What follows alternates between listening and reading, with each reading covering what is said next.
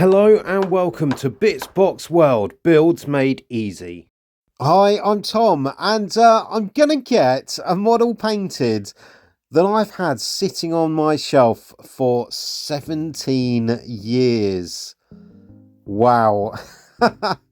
So this dragon, it came out in, I think, 2007, and I got it for my birthday way back when. And talk about having a pile of grey shame sitting around. I don't know about you, but I tend to build a lot of models and then they just sit there forever in their grey state. But I really want to rectify that. So this guy, I've sprayed in black, going to give it a bit of a dry brush with some white, and then I'm going to get it painted to a tabletop ready standard.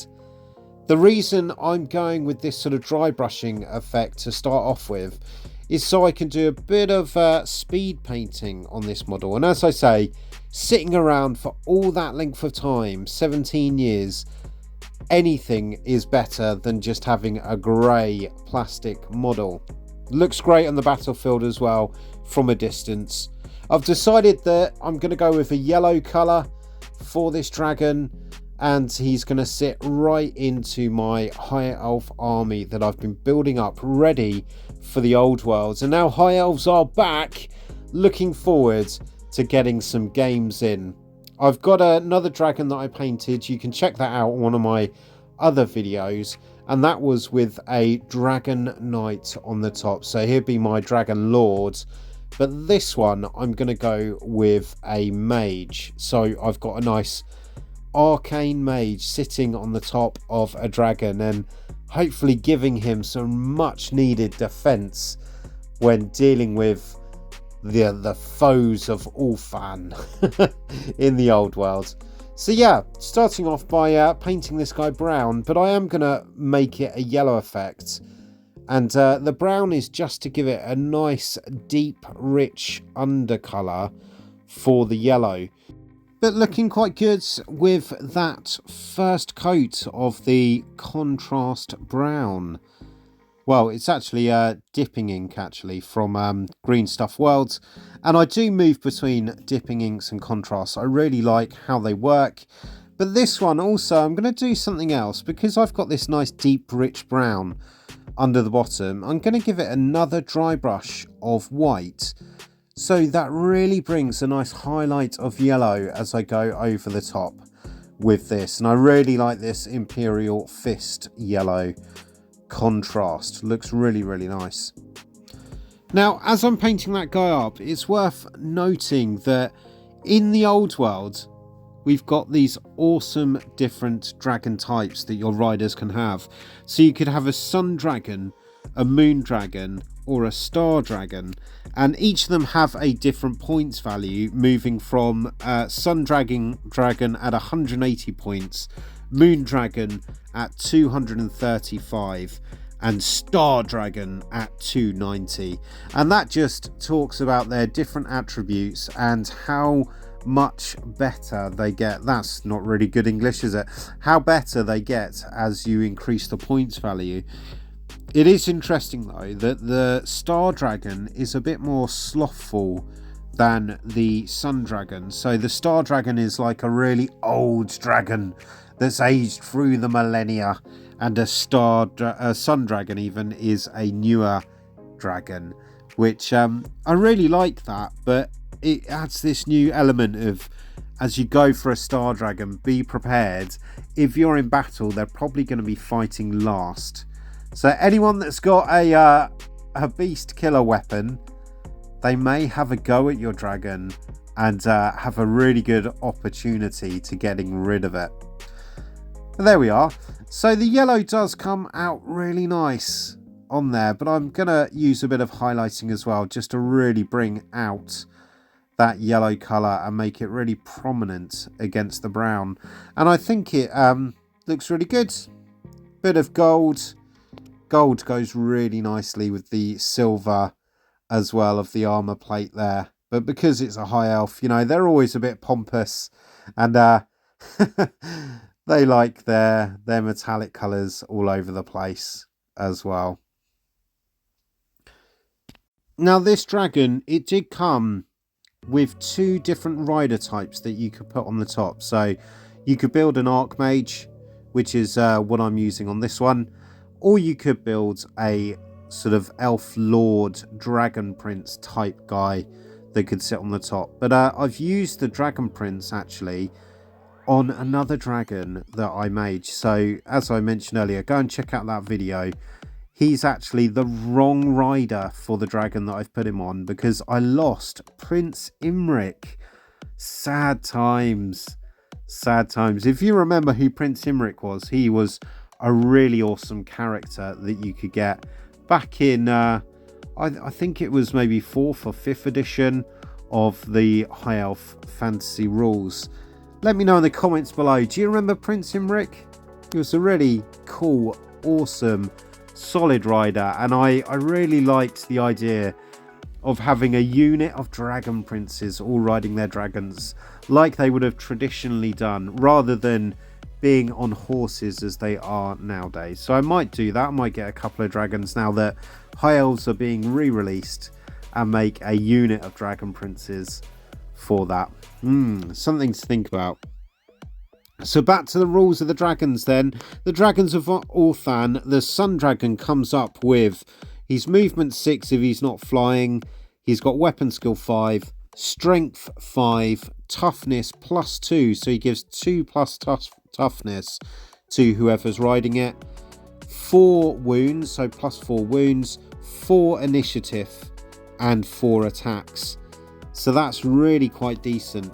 The Moon Dragon has 6 movement if not flying, 6 weapon skills, so that's 1 weapon skill up, strength 6, +2 toughness, +5 wounds, 3 initiative, so a bit slower, and 5 attacks.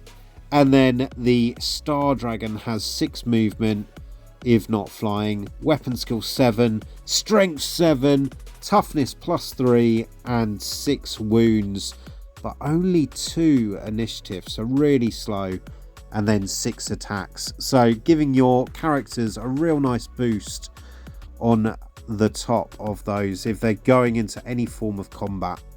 So that's super useful on an Archmage who's going to be quite squishy, being an elf.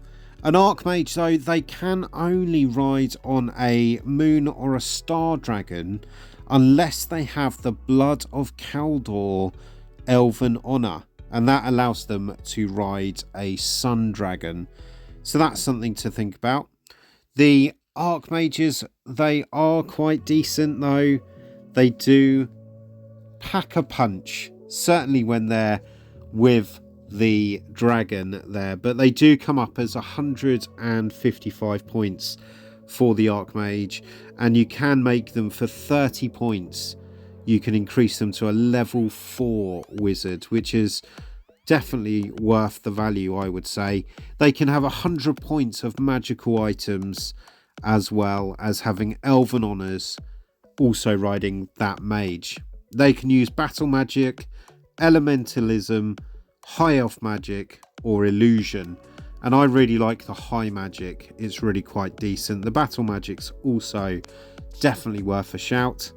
And they come up with then a weapon skill of 4, ballistic skill of 4, not that they're shooting anything, strength 3, toughness 3, wounds 3, initiative 5, 2 attacks, and leadership of 8.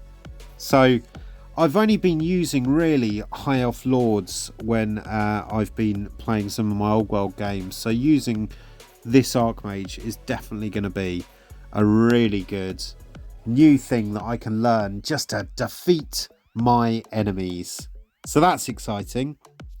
The Dragons of Orphan then. On Orphan, dragons are not the subject of terrifying folk tales told by the superstitious savages of the old worlds. They are considered bold and noble creatures. Indeed, without the dragons of Orphan, the High Elves would have been annihilated thousands of years ago. For the dragons are the elves' oldest and greatest allies. Within Orphan, the realm of Kaldor is the home of the dragons, and in ancient days, those noble beasts seemed almost without number. However, times have changed. Now, in Colossus Caverns, found deep within the Dragon Spine Mountains, the dragons sleep away for centuries. And there we go, there's another dragon ready to join my glittering host of High Elves. But I still need to do the rider. So this is my Arcmage, and I'm going with a purple colour on this guy. He's going to have some yellow as well, so he fits in with the theme of my army. But I really like this purple colour. And yes, those out there that know the great enemy of the High Elves, the Dark Elves, they have this purple colour. But I really like it. And I'll let you into a little secret. If I had the money, I probably would get an army of Dark Elves as well. Just because I really love their models, certainly from 8th edition. And they're really cool. I've got a really soft spot for elves in general. So that probably means I need wood elves as well. Goodness me, that's going to be expensive. Oh, well, why not like and subscribe to the channel? That could maybe help me, give me a boost. It'll be great to have you as part of the Bitsbox community. And yeah, why not comment below? Have you got any armies that you're building up ready for the old world? Have you played any games of old world? And yeah, let me know what you think about this. What I'm aiming for is obviously a battle ready, tabletop ready model. And I'm not the greatest painter in the world, but I do my best, and that's all you can ask for, really. I'm going to be using this new technique on doing faces as well. Put tons of paint on there, so don't do that. I'll have to sort that out. But starting off with sort of a nude colour at the bottom, and then I'm watering down this gore fur colour, which I really like this, but it comes up quite reddy.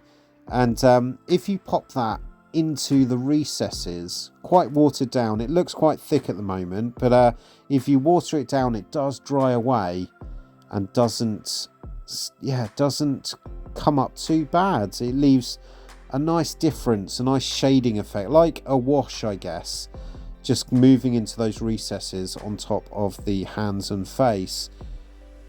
And it allows you to really get into some detail without having to do tons and tons of highlighting in a traditional way, unless you like doing that sort of thing. I don't have time to do this. And then I'm just going to go over with some Kislev flesh there as well, just to give that highlighting nice. And then finish it off by doing some eyes. And I use just White Scar and Abandon Black just for the eyes. And it's a tough deal. Got to put some black in first and then white. And then, yeah, don't look at that. I'll fix that off camera and do the best I can. But he's quite nice. Stuck a pin in the bottom so it sits nicely on top of my dragon. And this guy is ready for battle. I've now got, adding this guy in, probably a 2,000 point army, all painted and ready for any game. I need to get some more core units painted, and I'm thinking of doing some Sea Guard, because the Arcane Journal has been released for the High Elves and looks really cool, giving it a good Sea Guard effect. And why not have a couple of dragons protecting my spearman and bowman force. But these guys look cool. Let me know what you think, and I will see you in another video soon. Thanks for watching.